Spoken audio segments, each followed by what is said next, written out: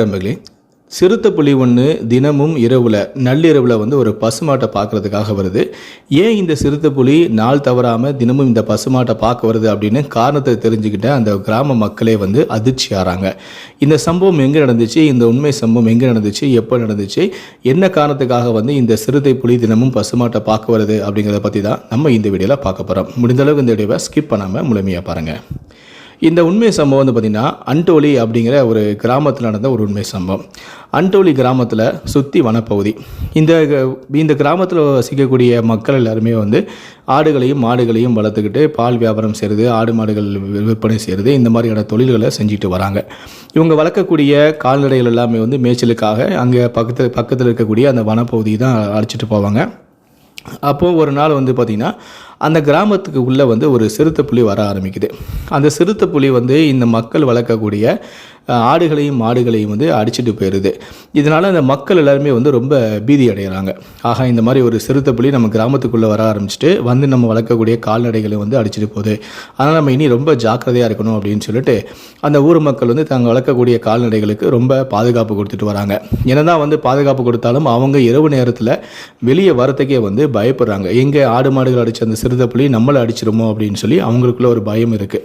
அப்படி இருந்தும் அவங்க என்னதான் ரொம்ப பாதுகாப்பாக தங்களுடைய கால்நடைகளை கவனித்து வந்தாலும் அவங்க அசர நேரம் பார்த்து அந்த சிறுத்தைப்புலி அப்பப்போ ஒரு ஆடுகளையோ மாடுகளையோ அடிச்சுட்டு காட்டுக்குள்ளே இழுத்துட்டு போயிடுது. இதனால் கோபமான அந்த கிராம மக்கள் எப்படியாவது இந்த சிறுத்தைப்புலியை நம்ம பிடிச்சிடணும் அப்படிங்கிற மாதிரி ஒரு முடிவுக்கு வராங்க. அதனால் அந்த சிறுத்தைப்புலி பிடிக்கிறதுக்காக வலை விரித்து காத்துக்கிட்டு இருக்காங்க. ஆனால் அவங்களால அந்த சிறுத்தைப்புலியை பிடிக்கவே முடியல. அந்த சிறுத்தைப்புலியை பிடிக்கவும் முடியல. அவங்க வளர்க்கக்கூடிய கால்நடைகளும் இறந்துக்கிட்டே போகுது.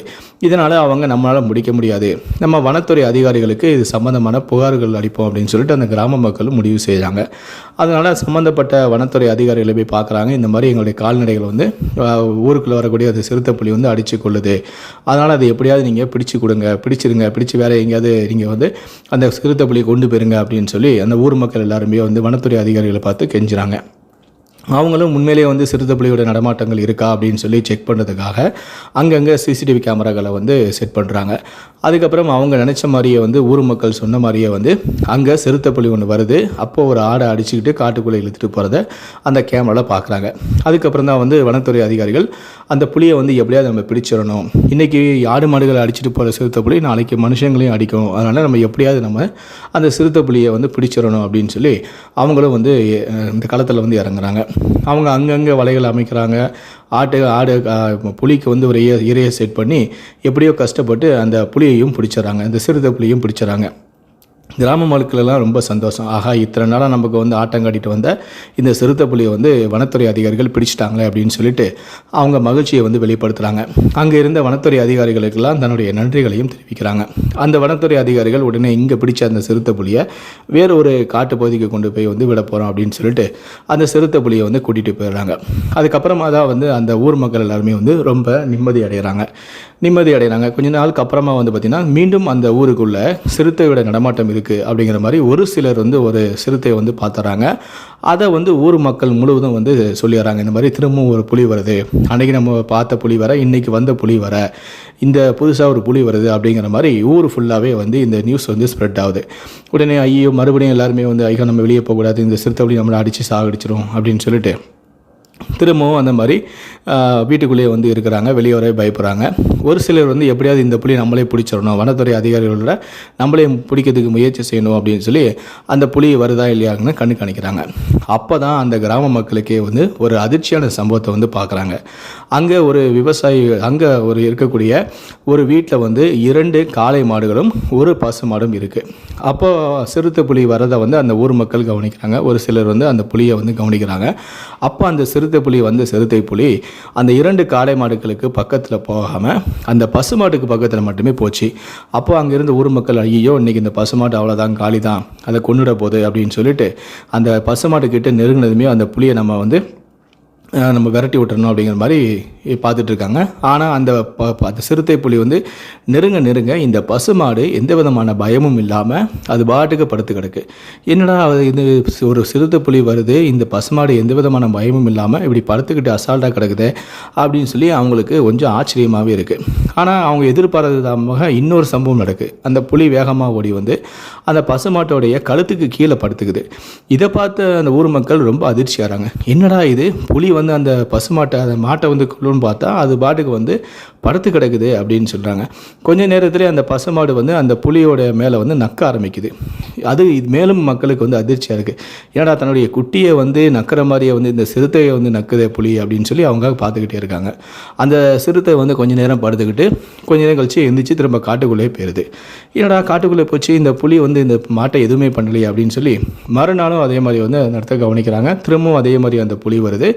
அந்த புலி திரும்பவும் வந்து அந்த பசுமாட்டுக்கிட்டே வந்து படுக்குது. அங்கிட்டு போய் படுக்குது, இங்கிட்டு போய் படுக்குது. அந்த புலிக்கு மேலேயே வந்து தலை வச்சு மாடு படுக்குது. இதெல்லாம் பார்க்குறக்குள்ளே அந்த கிராம மக்களே அதிர்ச்சி ஆகிறாங்க. என்னடா இது ரெண்டுமே வந்து நண்பர்களா, இப்படி ஏதோ ரொம்ப நாள் பழங்கின மாதிரியே வந்து ரொம்ப ஜாலியாக இருக்காங்களே அப்படிங்கிற மாதிரி மக்கள் வந்து அதிர்ச்சிறாங்க. ஆனால் வந்து ஃபஸ்ட்டு பிடிச்ச புலி வந்து சிறுத்தை புலி வந்து நல்ல பெரிய புலி. ஆனால் இது வந்து கொஞ்சம் சின்ன புலியாக இருக்குது. அப்போ தான் வந்து கூட்டத்தில் இருக்கக்கூடிய ஒரு நபர் சொல்கிறாரு, ஒருவேளை வந்து நம்ம வந்து பிடிச்சிட்டு போன புலி வந்து இதோட தாய் புலியாக இருக்குமோ, அதோடைய குட்டி தான் இது போல் தன்னுடைய தாயை தேடி தான் அங்கே வருது போல் அப்படிங்கிற மாதிரி அவர் சொல்கிறாங்க. அதுக்கப்புறம் இந்த விஷயத்தையும் வந்து வனத்துறை அதிகாரிகளுக்கும் சொல்கிறாங்க. இந்த மாதிரி ஒரு சிறுத்தை புலி தினமும் வந்து ஒருத்தருடைய வீட்டுக்கு தான் வருது. அங்கே இருக்கக்கூடிய பசுமாட்டோட கொஞ்சி குழாவிக்கிட்டு அந்த பசுமாட்டோட கொஞ்சம் நேரம் உட்காந்துக்கிட்டு அந்த பசுமாட்டை எதுவுமே செய்யாமல் விளையாண்டுக்கிட்டு அது பாட்டுக்கு போகுது அப்படிங்கிற மாதிரி வனத்துறை அதிகாரிகளுக்கு சொல்கிறாங்க. வனத்துறை அதிகாரிகள் அதிர்ச்சி ஆயிட்டாங்க. எப்படி இது சாத்தியமே இல்லையே அப்படின்னா, இல்லை உண்மைதான், நீங்கள் வந்து வேணா பாருங்கள் அப்படிங்கிறாங்க. வனத்துறை அதிகாரிகளும் அதே போல் சிசிடிவி கேமராக்களையும் அது இதையும் செக் பண்ணி பார்க்குறாங்க. அவங்களுக்கே வந்து அதிர்ச்சி அளிக்கும் வகையில் வந்து அன்னைக்கு இரவும் வந்து அதே மாதிரி புலி காட்டுக்குள்ளேருந்து வருது. மாடு வந்து எந்த விதமான பயமும் இல்லாமல் இருக்குது. எப்போதும் போல் வந்து மாட்டுக்கிட்ட வருது, மாட்டை நக்குது, தடவுது, படுக்குது, அங்கிட்டு படுக்குது, இங்கிட்டு படுக்குது. மாடும் அதே மாதிரி எந்த விதமான பயம் இல்லாமல் இருக்குது. மறுபடியும் மாடை எதுவும் செய்யாமல் அந்த புலி வந்து திரும்ப காட்டுக்குள்ளே போகுது. இதை பார்த்த வனத்துறை அதிகாரிகளே அதிர்ச்சி ஆயிட்டாங்க. இப்படி கூட நடக்குமா அப்படின்னு சொல்லி ரொம்ப ஆச்சரியமாக பார்க்குறாங்க.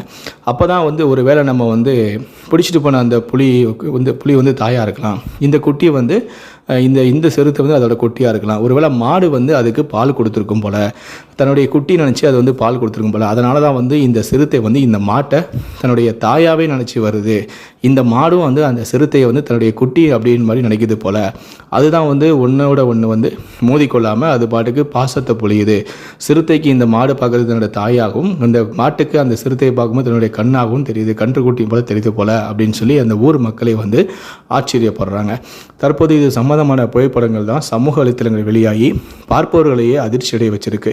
இப்படி கூட நடக்குமா அப்படின்னு சொல்லி பலரும் வியப்புடன் பார்க்குறாங்க. இந்த உண்மை சம்பவத்தை பற்றிய உங்களுடைய கருத்துக்கள் என்ன அப்படிங்கிறத கீழே இருக்கக்கூடிய கமெண்ட் செக்ஷனில் மறக்காமல் சொல்லுங்கள்.